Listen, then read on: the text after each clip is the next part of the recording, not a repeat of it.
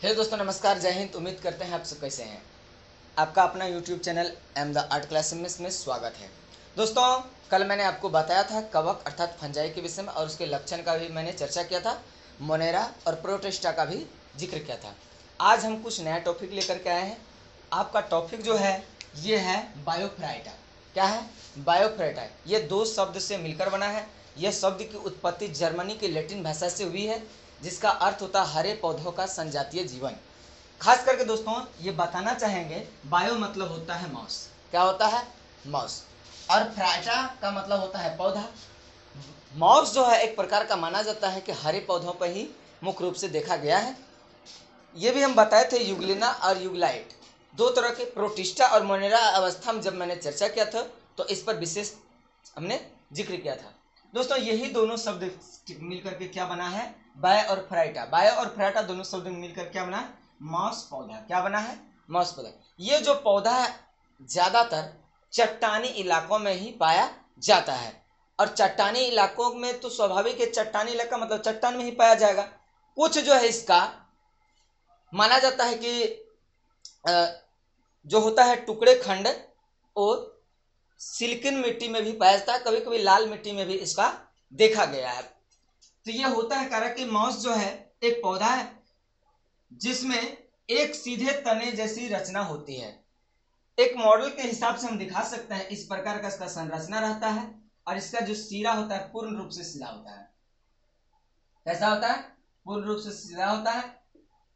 आप एक सुने होंगे पौधा जिसमें कि कीड़ा खुद आकर के बैठता है और वही कीड़ा का भक्षण वह पौधा करता है। तो कीड़ा कीटभक्षी भी उस पौधा का नाम रखा गया है। कीटभक्षी पौधा जो होता है क्या करता है?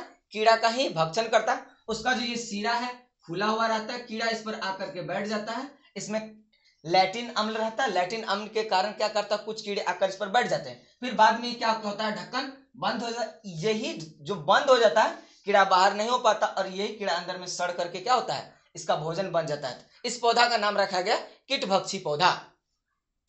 कारण इसके सिर पर पत्तियां जैसी संरचना बनी होती है। कैसी संरचना?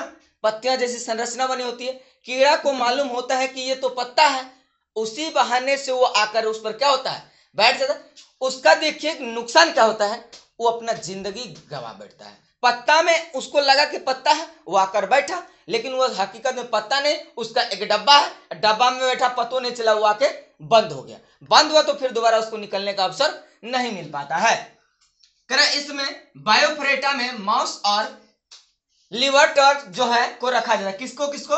माउस और लिवर्टवर्ट को रखा जाता है। अब दोस्तों बताते हैं लिवर्टवर्ट क्या है। दो गो पौधा है इसमें, आगे भी देख बताएंगे क्या होता है दो गो पौधा। इसमें जो है मुख्य रूप से क्या होता है कि कारण लिवर्टवर्ट चपटे बेसमा युक्त और कभी कभी शाखी हरे पौधे। ये क्या होते हैं? पूर्ण रूपेण ना हम कह सकते हरा। कभी कभी आप लोग लाल पत्ती वाला भी देखे होंगे साग, तो वो भी क्या होता है? वो भी कीड़ा का ही शोषण करता है। देखे होंगे कि अक्सर कुछ दिन के बाद जब पौधा बड़ा होता है साइज में, तो एकदम पूरा छाल देता है, खा खा के उसका जो है अंदर वाला कण निकाल देता है। ये होता है। कारण इस प्रकार जो है हरे पौधे जो मिट्टी की सतह अर्थात चट्टानों से चिपके होते हैं। कैसे होते हैं? मिट्टी से, जो खास करके कैसे होते हैं? मिट्टी से चिपके होते हैं। ये मिट्टी से चिपके होने के कारण है ये पहाड़ी भागों में भी पाए जाते हैं। दोस्तों लिवर्टवर्ट के दो प्रमुख पौधे हैं। नंबर एक आता है रिक्सिया। क्या आता है? रिक्सिया। रिक्सिया को तो छोड़िए, मतलब कहिए रिस्किया। रिक्सिया मतलब रिस्किया, रिक्स लेने वाला पौधा। इस पर जो है अपना क्या करता है? दाव लगा देता है। कौन? कीड़े मकोड़े। और एक आता है मार्केटेसिया। क्या आता है? मार्केटेसिया। ये दोनों को जो है बहुत खतरनाक बीमारी के लिए भी उपयोग किया जाता है। किसका? रिसिकिया और मार्केटेसिया का। ये दोनों का अक्सर जड़ी बनाने में या फिर फैक्ट्रियों में भी जाता है, अंग्रेजी दवाइयों के उपयोग के लिए किया जाता है। तो क्या है? बायोफ्रेटा के लक्षण देखना है। क्या है? बायोफ्रेटा के कुछ लक्षण, विशिष्ट बातें हैं इसमें, विशिष्ट लक्षण आपको बता रहे हैं। कारण कि इस विभाग के जो भी पौधे होंगे, चाहे वह नमी युक्त रहे या बिना नमी युक्त रहे, कुछ पौधे बालू में भी होते हैं, कुछ मिट्टी में भी, और कुछ जो है पर्वत में, लेकिन ये तभी होगा जब वह नमी आ जाएगा तभी। तो क्या कर रहा है, जैसे जलीय अथवा बहुत नम स्थानों पर उगते हैं, खूब ज्यादा नमी रहेगा। जैसे चायपत्ती की खेती, दोस्तों चायपत्ती की खेती नमी स्थान में होता है, लेकिन पानी वहां हमेशा लगा नहीं रहना चाहिए, नमी की मात्रा होनी चाहिए, लेकिन पानी वहां रुकना नहीं चाहिए। इस पर जो है आप चायपत्ती की बागान की विशेषता आप डाल सकते हैं, कर सकते हैं। तो क्या करते हैं, उगते हैं। कह रहा है कि इस विभाग के पौधों में जड़ों जैसी तंतुवत रचनाएं पाई जाती है। कैसा, इसका जो जड़ होगा दोस्तों, जड़, उसका जड़ में तंतु अर्थात धागा के लच्छा की तरह उसमें रहेगा। वही तंतु में जो है क्या करता है, इसको खास करके अपना क्या करते हैं, खाद्य पदार्थ, कार्बनिक पदार्थ और खनिज लवण की भी उस पर क्या करता है, मौजूद करने का काम करता है। करेक्ट। इस विभाग के पौधों को राइजोफाइट कहा जाता है। क्या कहा जाता है, राइजोफाइट भी कहा जाता है। अब बताएंगे राइजोफाइट क्या है। दोस्तों जिस प्रकार प्रकाश संश्लेषण क्रिया होती है उसमें सूर्य की उपस्थिति का होना और जल का भी होना जरूरी है। हालांकि जल हम लोग डालते नहीं, लेकिन जो पेड़ पौधे हैं वो अपना जड़ से जल को क्या करते हैं, खींच करके पेड़ के हर भाग में क्या करते हैं, पहुंचाने का काम करते हैं। करेक्ट। इस विभाग के पौधों की किसी आधार से चिपकने और पोषक तत्वों के अवशोषण में सहायता करते हैं। चाहे उसमें जलीय बल आ जाए या पर्वतीय आ जाए, उसको जो है एक प्रकार का हम लोग कह सकते हैं कि उसका विटामिन देने का काम कौन करता है, तो यही करता है। कौन करता है, बायोफाइटा। कौन करता है, बायोफाइटा ही करते हैं। इस विभाग के पौधों में संवहन उत्तक पाए जाते हैं। दोस्तों आपको याद नहीं है तो आप पिछला वीडियो जरूर देखिएगा, मैंने संवहन उत्तक का चर्चा पूरे क्लास किया था। संवहन उत्तक भी और कंकाल उत्तक का भी चर्चा हमने आपको बताया था। करेक्ट। इसी कारण से कम विकसित होते हैं। जब संवहन उत्तक होगा तो इसका विकास धीमा पड़ जाता है, कम विकास होता है, ज्यादा फैले वृद्धि नहीं कर पाता है। यही कारण होता है। करेक्ट। इन पौधों में बहुकोशिकीय जनन, मतलब कि बहुकोश के बहुत सारा, मानव हो या पादप हो, दोनों का शरीर का निर्माण जो होता है, उत्तक और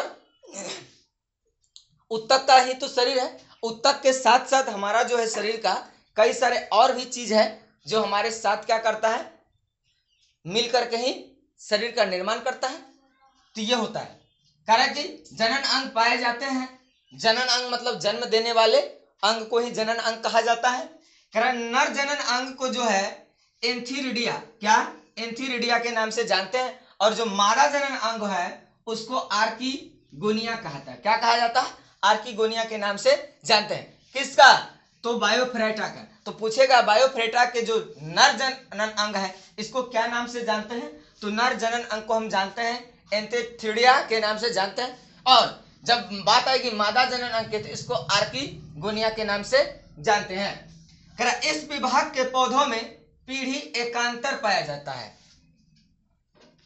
जो उसका पीढ़ी दर पीढ़ी चलता है, कहीं ना कहीं उसका क्या होता है, गैप रहता है। गैप होने के कारण क्या है कि वो टूट करके विखंडित होता है। विखंडित होने के कारण वो अपना फिर क्या करता है, अलग अलग जनन अंग के द्वारा निर्माण होता है। विखंडित होने के कारण ही वो अपना जनसंख्या में वृद्धि करता है। पहला बात आता है गुणसूत्र के कारण, या गुणसूत्र में पाया जाता है। आपको हम बताए थे गुणसूत्र के विषय में। दूसरा आता है स्पोरोफाइटा। क्या आता है, स्पोरोफाइटा। दोस्तों स्पोरोफाइटा में जो है मुख्य रूप से पौधा और गुणसूत्र की बात किया जाए तो ये मनुष्य में पाया जाता है और कुछ जंतु में भी पाया जाता है। जंतु का गुणसूत्र का लक्षण अलग होता है और मानव का गुणसूत्र का लक्षण अलग होता है। तो हम ये भी बताए थे कि जीव विज्ञान की जो दो शाखाएं हैं, एक शाखा में पादप को रखा गया तो दूसरा शाखा में जंतु को रखा गया। यह भी बताया था जंतु वर्गीकी और पादप वर्गीकी, पादप वर्गीकी के आधार और पादप वर्गीकी के प्रकार और उसके लक्षण का भी चर्चा हो चुका है। और मानव वर्गीकी के आधार और उसकी चर्चा भी पूरा हो चुका है। आगे आने वाले टॉपिक में हम इसका 3 स्ट्रक्चर लेकर आएंगे और तीनों स्ट्रक्चर को आपको आसान भाषा में हम पूरा समझाने का कोशिश करेंगे। दोस्तों फिर मिलेंगे हम अगले दिन।